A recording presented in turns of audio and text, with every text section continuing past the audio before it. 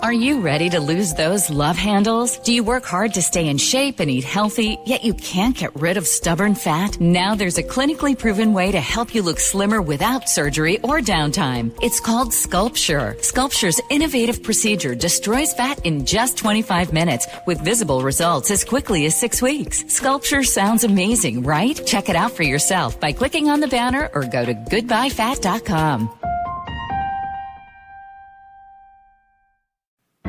Welcome to Blog Talk Radio in high fidelity. Welcome to the Along Came a Writer Network.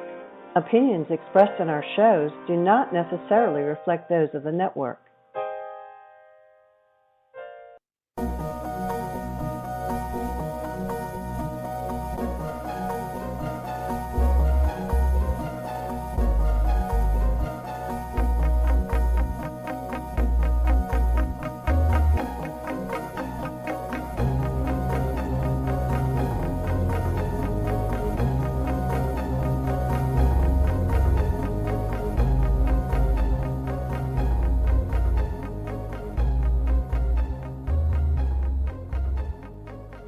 Welcome to Chat Noir, Mystery and Suspense. Well, like the disembodied voice just said, welcome to Chat Noir, Mystery and Suspense. This is our maiden voyage show, and I am thrilled to announce that our very first guest is renowned mystery and suspense author Nancy Mehl. And before I go on, I want to say we're part of the all-new Along Came a Writer Network on Blog Talk Radio, and welcome Nancy Mehl. Well, thank you very much. Thank you for coming on the show, and let me brag on you a bit, and I'll get right back to you. Okay. So Nancy Mehl lives in Festus, Missouri, with her husband Norman and her very active puggle Watson. Even your dog has a mystery theme name. You bet. She's authored over 21 books and is currently at work on her newest series for Bethany House Publishing. All of Nancy's novels have an added touch, something for your spirit as well as your soul. Nancy's represented by super agent Steve Lobby. That's all I have to say. Okay. Although I'm sure I could brag on you a lot more. So first I want to talk to you about your books and your latest release. But I always like to begin with how you got where you are. You know, how did you get started as an author? Well, actually, I didn't start writing until I was 45. It was something that I'd thought about, but not real seriously. And this is going to sound really corny, but they had the series on TV, Murder, She Wrote. And oh, yes. I really liked it. And one day I thought, that's who I want to be. I want to be Jessica Fletcher, but without the high body count, you know. Yeah. And so I was working at a bank then, and I had lunch hours, so I decided to just try it, see if I could write a novel. And you know how stupid that is. At the time, we think we know how to write a book, and then we find out what it really takes, you know. But I was at that naive spot. And so I sat down at the computer, I wrote 3 pages, and I said, okay, I am not supposed to be a writer because this is way too hard. And then something inside of me just said, try it one more time, and I did, and it's just like something took off. And I've been writing ever since then. Took a lot of time to learn the craft, to realize that it is a craft, that it isn't just throwing words on paper and thinking it's going to turn out to be something. But that was about 15, a little over 15 years ago. And I haven't stopped since. Mm. And isn't writing what you would term as a continuous learning experience? I mean, it seems like the more you think you know, the more there is to learn. Oh, yeah. I've had a couple people lately talk about the very first book I ever had published, and it was with an awful publisher. I won't even tell you who they are, but if you can think of the worst publisher in the world, it's that publisher. And I can think of that. I think you know. Yeah. And, anyway, they liked it, and I was embarrassed because I know now everything that's wrong with it. And one lady, this just happened the other day, she said, well, are you trying to tell me that I don't have good taste because I liked it? You know, which really kind of put me on the spot there. And it wasn't that. I'm glad she found something in it that she liked. But every book you write, the next one you go, I'm going to do this now, or I shouldn't have done that. It's always a learning process. Well, yeah, it's I don't think it's fair to compare our first book to our latest because, everybody grows as an author. But if people really enjoyed it and they liked it, I mean, we had to have some sort of talent to begin with. And yeah, it's kind of embarrassing, but you just move Well, it on. must have You been want to go really back and raw. That's all. It must have been really raw. That's all I have to say.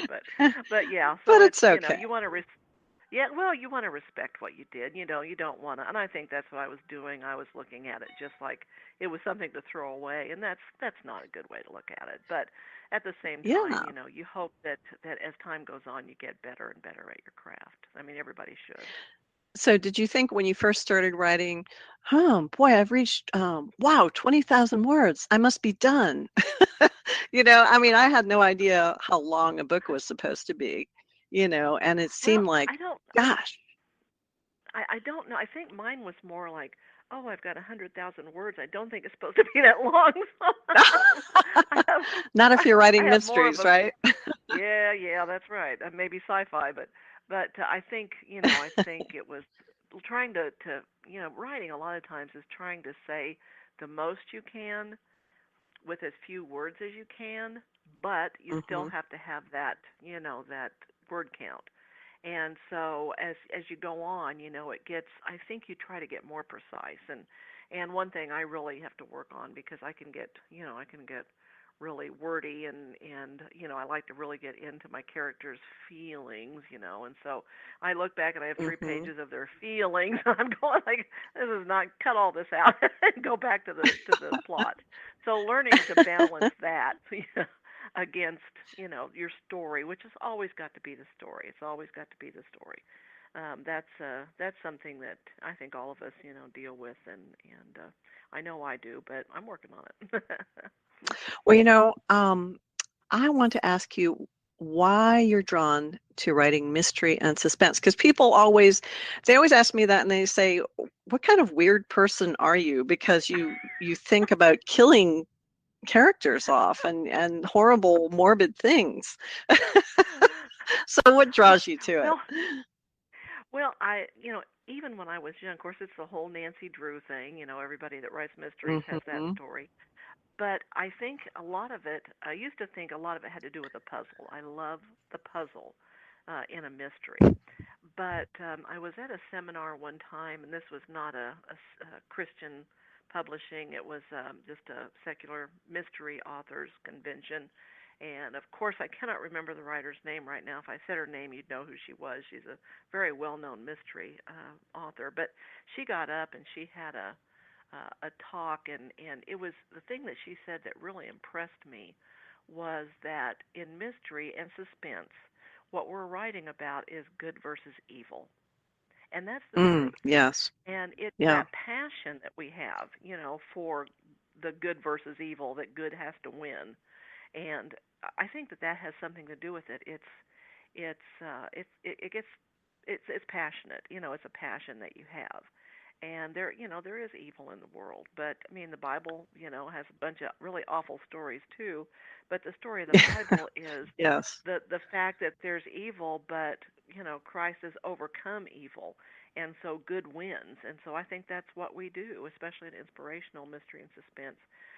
We are echoing the fact that good wins, and I love that. Yes. And don't you think that every good book, every good story has an element of mystery in it? It does, and I started out writing mystery, and I was writing for a publisher who we had a cozy mystery book club is what it was, and they had decided to shut that down. And I had a proposal for for a series, and I contacted the head editor for this publisher, and I said, hey, I've got this thing, and we're shopping it, and I was asking her. I wasn't asking her about that. I was asking her about the last books that were coming out, and I was trying to get my schedule. You know how writers have got to have some idea to get their Hmm. schedule in because it can get crazy. And she said, why don't you take that and turn it into suspense? And I said, okay. So I did. Basically to me, suspense means, instead of the clues solving the puzzle, it's more of an event that solves your, or threats whatever, or your something. Yeah. dilemma. Yeah, exactly. Yeah. And so I did that, and then I wrote 9 Mennonite-themed suspense books. And but the thing about it that I loved from that publisher and Bethany House, who I write for now, is that they know I have that mystery side, and that really is, I think, my core. And so they allow Mhm. me to use it in suspense, and I do. And people that read my books say, that was a good mystery, not knowing that really it's not supposed to be under suspense, but they see the mystery side. And Right, they so see it in there. exactly, and I think that mystery part is in everything I write. Well, I hope that okay, answered your getting to question. that book. Oh, no, it Yeah. does. But getting Okay. to that book now, which is let me just say what your series are first. The Curl Up and Die series, which I love. Yeah. Finding Sanctuary series, and we're going to talk about the final book in that series, which is called Rising Darkness, and that's your main character, Sophie, was raised a Mennonite, and we're going to talk about that in a second. Then there's the Ivy Towers mystery series, the Road to Kingdom series, and the Harmony series. Okay, Right. and so let's talk about Rising Darkness. And what kind of, how did you get into writing Mennonite? What kind of research did you have to do? And, it was never just my idea. It was not my idea. It was the publisher's idea. And I am not Mennonite. I had no clue, how to do it. So yes, it did take some research. And so I wrote 9 books about that. I think I wrote, let's see, was it 3 for one publisher and then 6 now for Bethany House. And I'm writing a new series for them, though, that is, there are no Mennonites. It's law enforcement. It's U.S. Marshals. And so the Mennonite thing, I think, is behind me, but that's how I got into it. And the fun thing about it was, at first I was like, why am I writing Mennonite? This just doesn't make any sense, But the fun thing about it is that we talked about good and evil, and it really was fun to take the whole Mennonite theme, especially the conservative Mennonites, and balance that against a threat of evil, because they were already it was already set up, okay, to say this is the good Mhm. here. These are the innocent people, and here is the evil. And so it set the story up in such a nice way that, that balance was always there, and I always had that to use for my story. And the very first series, the Harmony series, that was a lot more conservative Mennonite based. And then there was the Road to Kingdom. But in this series, Finding Mhm. Sanctuary, the last one that I did, we brought the suspense up more and moved the Mennonite theme back. Are you And I done with liked that. Mennonites now, or is this it for Mennonites? Well, let me tell you. Okay, let me answer that this way. I believe so, but in the meantime, I've been writing for Guideposts, and they came to me with a series that's Amish. Oh, there So you I go. can't get rid of the bonnets. Yeah, no matter what I do, the bonnets are always there, it seems. But for Well, now, actually, yes, I think we're leaving the Mennonite theme behind. what was the most interesting thing you found in your research about Mennonites? Most interesting fact, or Probably the fact that there was so much that they believed that I agreed with. Mhm. That surprised me. Because people will say Amish Mennonite. There's of course there are modern Mennonites, or you can't tell the difference between their church and any Christian church. But we're talking about conservative Mennonites. Basically, that's what I wrote about. And you think, well, there's this, it's legalism, but you stop and think about some of the things about not relying on so much technology. Well, I think that's a Mhm. great thing, frankly. And women dressing conservatively. Well, what's wrong? There's nothing wrong with that. And so actually, the more research I did, the more I thought, well, I think that way too. So that was nice.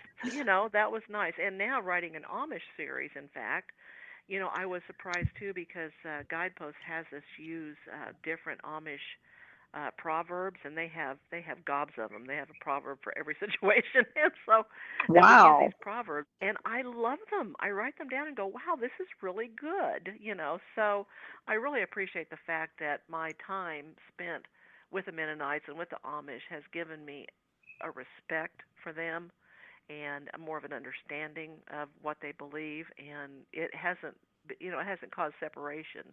It's caused more of coming together and realizing that we have a lot in common, and I appreciate that. And now the Amish are a bit different from Mennonites, so I suppose that would be a Right. whole new research, you know. Well, it's And they're stricter. They're stricter, yes. mhm. But still, like I said, the proverbs and everything. I've just loved this Amish mystery series with Guideposts. It's been one of the most fun things I've ever done. So anyway, I wonder, I have to ask, what genre would you secretly like to write in, or what would challenge you as a writer? actually, what I'm doing right now, my new series with the U.S. Marshals is The Desire of My Heart. So I mean, it's still called Suspense, and at one time I would Hmm. have said Well, why is just that? mystery. Why? Why is it suspense, Well, I or mean, why why do I is it? why do I enjoy it? Yeah, why Because is it I have a your? passion. I have a passion for law enforcement, especially now. It seems like there's been Mm, such an attack yes, on law enforcement, and yeah. to be able to get into their world. I have the most wonderful retired U.S. Marshal who has been helping me with this series, Oh, that's and great. I just I'm just so fascinated by everything he has to tell me. And then I have a police officer out in Missouri who helps me also. And I've loved every bit of research, and I found it fascinating. But I am so passionate to show who these people really are, the fact that they're heroes, and they should be treated like heroes. And people need to understand that they're human beings.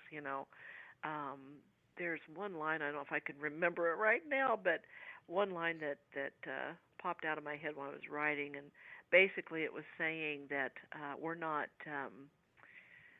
I can't remember what it was. Basically it's that they're not people that are out there like trying to be delegates of whatever, to make people happy. They're Hmm. enforcers. They're out there to enforce the law.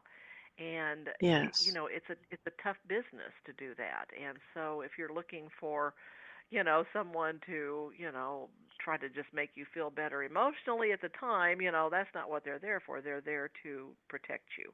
And so that has just been awesome, and I've loved it. And I really feel like I'm in my own voice this time. I'm really in the voice I was meant to have, and I just Oh, love it. I've loved that's every minute of it. fantastic. That's fantastic. Now, gosh, the time is flying by. Um, Out of all your covers, and I did look at all of them, I have two favorites. And can you guess which ones they are? Yeah, yes, I can. I bet they're. I would guess they're cozy mystery. Is that right? They are. I bet my two favorite ones are Dead of Winter and Bumping Off Uh-huh. Binky. And And I let me think tell Dead you, of yeah. okay, but they're my favorite because, well, I love killing a clown, but the snowman who's kind of keeled over in Dead of Winter in the snow glass, I love that too. I just can't tell you how much I love that. So, Well, I have to tell you about Benki though. When we first were that series was actually supposed to be part of that cozy mystery book club that folded, and so when it folded, ah, the publisher went ahead and published the books I'd written, but they didn't like bumping off Binky, so they changed it to another title, which I won't even say, but anyway, which I didn't care for at all. And so hmm then when I got the rights back, I got a hold of somebody, my son, and I said, design something totally different, and the title is Bumping Off Binky, because that's always what I thought it should be, and so he did. And so that's what it's titled now, and I like it too, and I love that cover. And well, I had a similar experience as well, because my second book in my series is A Tisket, a Casket, and they didn't like that. They wanted me to call it Just Desserts, which, Yeah. but and so when I was able to, get the rights back and keep my series going, I hired your son. Let's talk about Danny Mehl for a minute. Tell us about your son. He's very talented. We know that. Danny is the most talented person in the world. And spoken like a true mother. Yeah, there you go. He's been doing graphic design now ever since college. It's been quite a while, and right now he is in St. Louis and working for one of the top advertising firms in the St. Louis area and doing graphic design, and he's an art director, senior art director. And he has won awards not only locally but nationally. And so I'm just really proud of him. And more than even his talent, I'm proud of him because he's a good Christian man. And besides, he's just getting ready to give me he and his wife are getting ready to give me my second grandchild. So I like them for that too. So, fantastic. Well, yeah. While I'm thinking of it, I'm going to list your website and also his website if people want to, check that out. Wait, I forgot to write his down, but I can say yours, which is Nancy Mehl, NancyMehl.com. And his is DannyMehl.com. So it's very easy. DannyMehl.com. Yeah. Okay, well that's easy. If you can spell Mehl, then you've got it. That's right. That's right, and you won't be sorry if you hire him. Let me tell you, because he's fantastic. So, do you have sort of an idea for a someday series? We always I have sort of my dream file, where I sort of keep these ideas on the side. Do you sort of plan things in years, like, well, maybe 2 years from now I'll get to this idea, but I'm doing this right now? Are you a long range planner? Well, I don't think so. I mean, right now, if I wrote about law enforcement the rest of my writing career, I would be satisfied. I do that's have perfect, a then. cozy mystery series, that I've been wanting to do for quite some time, and it's still sitting out there. And I think it's a great idea, and I want to do it. Maybe I'm going to do it on my own. I don't know. But that's the only other thing on the side. Like I said, the law enforcement thing. I would like to get into maybe, I love the U.S. Marshals. I'd like to maybe get into the FBI side a little bit, the police department more, stuff like that. It's just fascinating to me. And right now, that's just what I want to do. It's very topical. I bet it sounds like you're in your zone now, in the place you want to be. Just. Well, we'll see how many books sell, and then we'll know if I'm in my a zone. Sweet place. Yeah, there you go. Well, Nancy, are you ready to do a lightning round? I'm not sure, but I'm trusting you, and I'll give it a shot. I shouldn't say lightning, because we're getting rained on like crazy around here in Texas. But okay, so true or false? Sir Arthur Conan Doyle wrote science fiction as well as the popular mystery series Sherlock Holmes. True. True, you're right. I don't know if that was a shot in the dark. We're using all these mystery terms. But he wrote a science fiction romance called The Lost World, which would later inspire Michael Crichton's Jurassic Park. And he also wrote historical novels. Okay, so which of Agatha Christie's mysteries would likely bring her bad luck? The Mirror Cracked? That's it. You're good. You're really good. Well, I love Agatha Christie and Arthur Conan Doyle, so far easy. Okay, so there's only one of Agatha Christie's detectives to be killed off. Which one? Take a guess, Miss Marple or Hercule Poirot? Hercule. You're right. Again. Yeah. Okay. She wasn't fond of Hercule and wanted to get rid of him. It's funny. I haven't met one of my characters yet that I really wanted to get rid of. But I guess maybe she didn't like his mustache or something. Well, I don't know, but you probably know, if you know anything about Sherlock Holmes, that Conan Doyle tried to kill him off too, because he didn't like Sherlock Holmes, but people would not have it, and so they wanted him back, and so he brought him back after Reichenbach Falls. He brought him back. So, well, he brought him to the edge. Yes, he did. Yes, he did. And isn't that something to think about that, Linda? Though that now, look, Sherlock Holmes is still popular. And yes. we have Sherlock on PBS, and wouldn't it be cool to write something that was that lasting?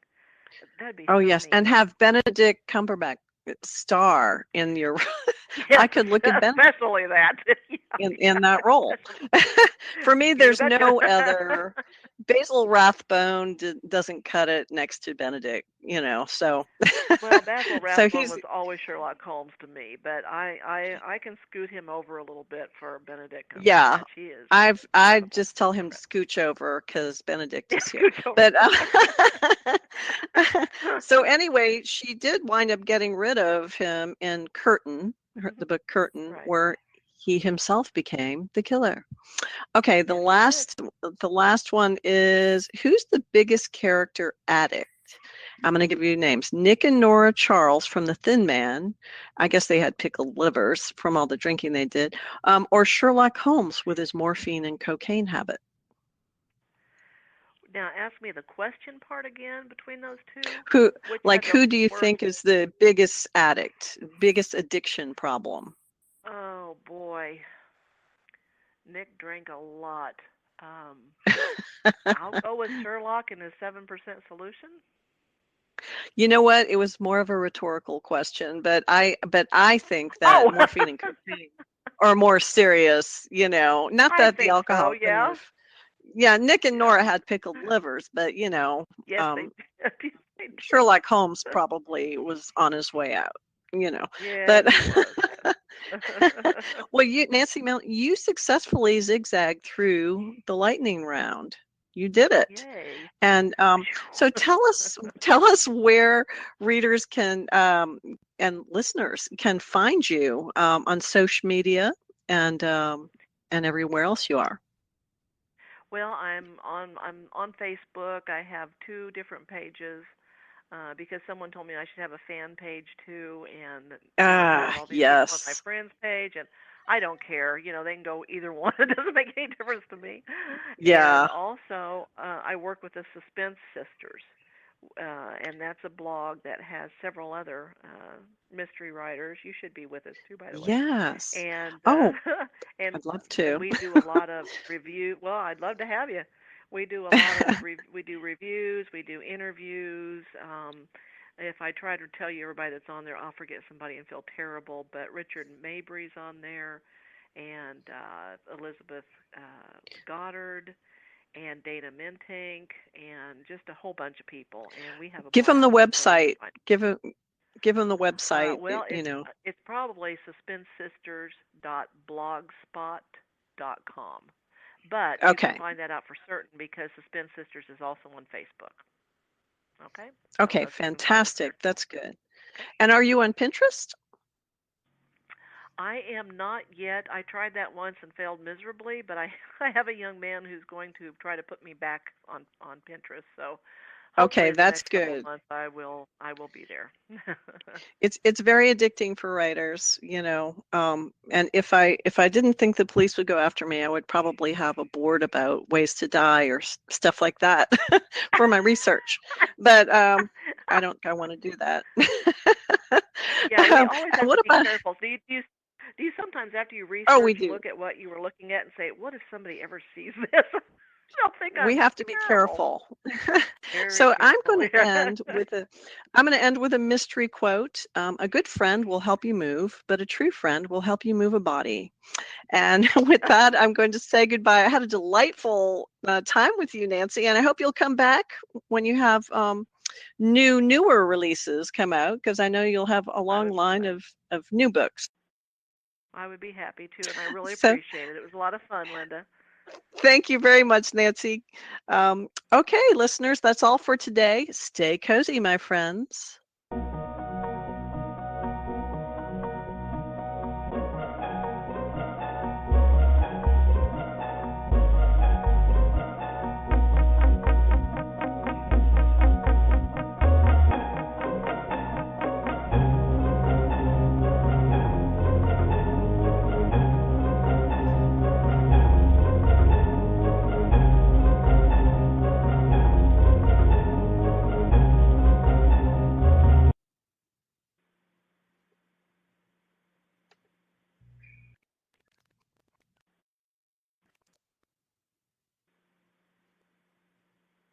When you don't go to Geico.com, car insurance can be confusing. Like Swedish techno confusing. Bark, bark, meow, meow. Dance with me, purple cow. Bark, bark, meow, meow. Ooh, you lovely cow. Geico makes it easy. With 24/7 access, all you have to do is go to Geico.com and you could save money on car insurance. It just makes sense. Unlike, Dance with me, purple cow. I like your moves. Are you ready to lose those love handles? Do you work hard to stay in shape and eat healthy, yet you can't get rid of stubborn fat? Now there's a clinically proven way to help you look slimmer without surgery or downtime. It's called Sculpture. Sculpture's innovative procedure destroys fat in just 25 minutes with visible results as quickly as 6 weeks. Sculpture sounds amazing, right? Check it out for yourself by clicking on the banner or go to goodbyefat.com.